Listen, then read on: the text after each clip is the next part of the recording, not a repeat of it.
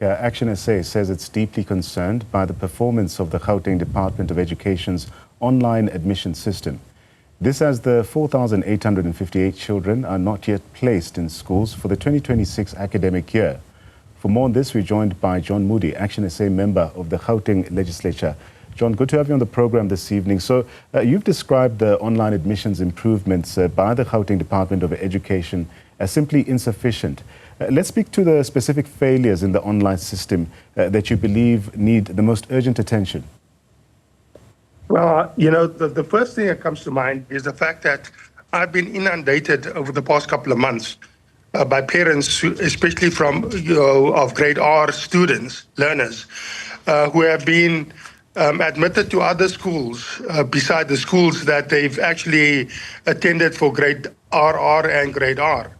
So you have these children being uprooted from an environment that they are au fait with and comfortable with, and also the family has gotten used to, and they have gotten used to, and they get placed in schools, many instances that are a fair distance away from where they live, and not convenient for their parents to get them to school and back.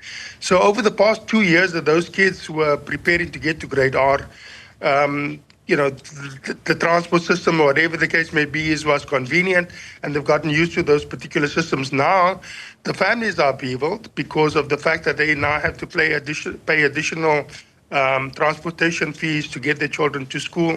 The whole routine, quite frankly, has been messed up, and also the children are in an environment that they are not used to. And this all because of the fact that there is no system that just automatically feeds children who have been in grade R and grade RR, grade R into grade 1, and therefore to start their school career.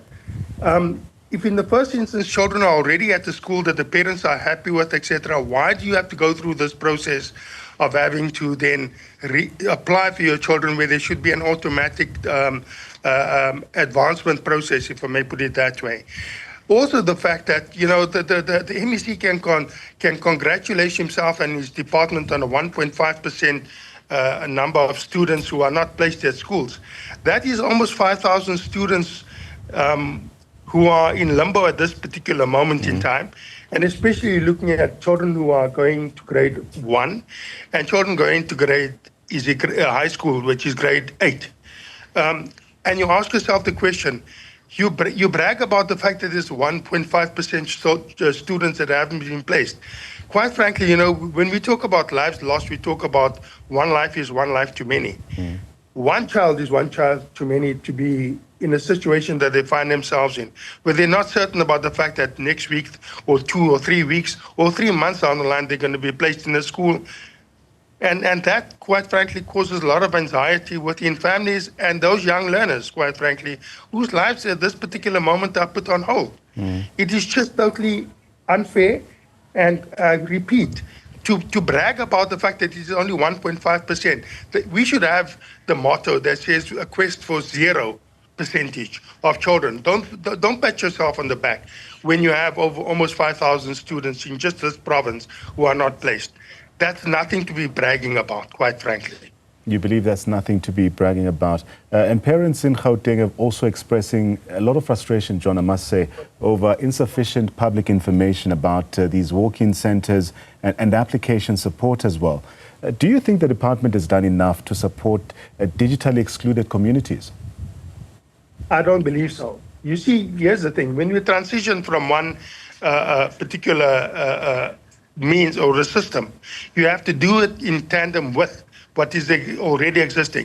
We'd like to believe and claim that we are looking at advancement, etc., and that we're in a first world country. We live in a very, very, very diverse country, quite frankly, where we have certain sectors of the population being first class. The rest of us, quite frankly, you know, find ourselves in limbo and struggling. And therefore, you need to have a process that caters for everyone. We talk about an inclusive society. Here it is. It is those who are disadvantaged already that are being further disadvantaged by this process. They should just make it more convenient for parents to be able to to get their children registered. If it is a matter of then it having to be online, why can't they have a system where you go to the school that you prefer, and there at the school, the facilities to be made available for parents, together with the necessary people with the skills, to be able to assist parents to register their children. Then you talk about a caring government. Not brag about 1.5% of the children. That's almost 5,000 children who haven't been placed. That, quite frankly, is just shows, that you praise yourself for flying, a fish for swimming, and a bird for flying. So placement delays and long distance to schools, this is another issue that has come up, John. These often impose additional costs and risks on families as well. How should the department then revise its feeder zone and proximity rules as well to ensure that placements are fairer and more community orientated? Well, you see, parents, when they go to register their children, have to produce a proof of residence. Okay? When they register, proof of residence has to be provided.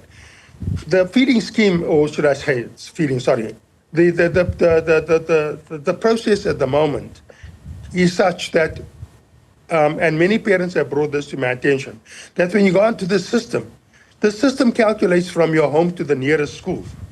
That system itself is defective, because I've been inundated with families who live within a radius of 1 kilometer from the school that their children attended, grade R and grade R, RR and grade R.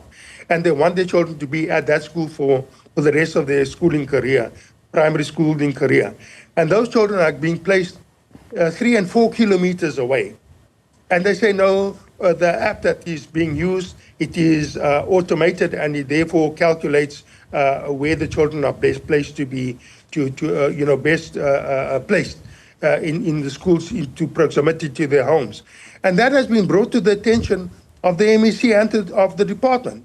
And quite frankly, it has just fallen on deaf ears. On deaf ears. I've spoken to the MEC about one particular case. Yes, sent it to my personal email address. I said, here's the proof of the fact that I sent it to your personal email address. I've given instructions that all those people who have applied and who find themselves in this circumstance, for that to be revised and for this to be automated, so that those children are able, where there's objections, for those children to be placed in those grade in that grade 1 class. Yeah. The person, there's one particular case that I've been taking up with him, because it's useless to take 50 cases up with him. You try and deal with one, even though the others have been brought to their attention. I got a call today. That family is still destitute. No feedback from the department, no feedback from officials, absolutely in limbo about the fact that the child is now registered in the school of their choice. They're not even sure if that child is still registered in the school that they were informed about, which is about 3 kilometers away from their home. That talks about, and you want to talk about the caring government that wants to brag about the fact that 1.5% of students haven't been placed. Quite frankly, it's a shame. It is a shame. They should hang their heads in shame. So complaints have also surfaced about fraudulent schemes, which we understand are targeting parents during the admissions process. Let's speak about this. What can be done to better protect families, especially from such exploitation? Well, once more, the system has to be one that is very transparent. Number two, it has to ensure the fact that the officials are not involved. If you're talking about, in a sense of the officials and decide where children need to go to. If the system works correctly, then the assistance scheme that I was talking about, where parents are able to get to the school and then apply at that school for their children to be placed, that assistance there automatically should then be able to tell the parents that this is where your child is. Yes, your child is accepted. And it then does away with this so-called favoritism that takes place. I'm also aware of the fact, quite frankly, that parents have brought this to my attention, that apparently if you pay some officials, you're able to get what you want. Now, it is once more the poorest of the poor that are being exploited here. The fact is that it's costing parents who don't have money, who are in many cases, battling to balance the domestic budget, additional costs to get their children to school. And those children then have to get up earlier in the morning to get to school. And then also the inconvenience in the afternoons, coming home later than other children. And it impacts upon their lives. Beside their learning environment, it impacts upon their life. Children need to be children. They need to be in an environment that is conducive for learning and also makes it easier for them in terms of also just how they organize their life, because they also need to have a social life. And lastly, John, you've warned that technology shouldn't override fairness and lived realities of parents and their children as well. How would you then balance the need for modernization with ensuring equitable access and practical support to all parents?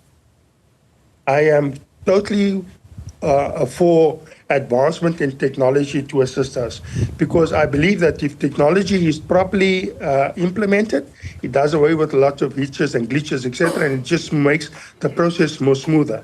What I'm saying is that there has to be a dual process, because not all of us. In fact, I'm going to say that the large percentage of our population, especially those who are deprived and disadvantaged, quite frankly, don't have access to computers, etc. Therefore, parents should be able to go to the schools.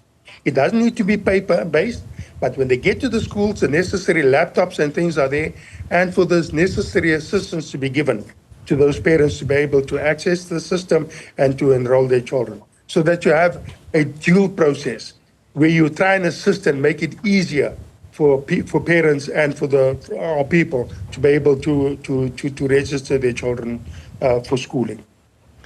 That's ActionSA's member of the Gauteng legislature, John Moodley, also citing some of the concerns raised by ActionSA around the GDE admissions process. Clearly, the challenges facing parents and learners go beyond just technology and speak to deeper issues of planning for the new academic year.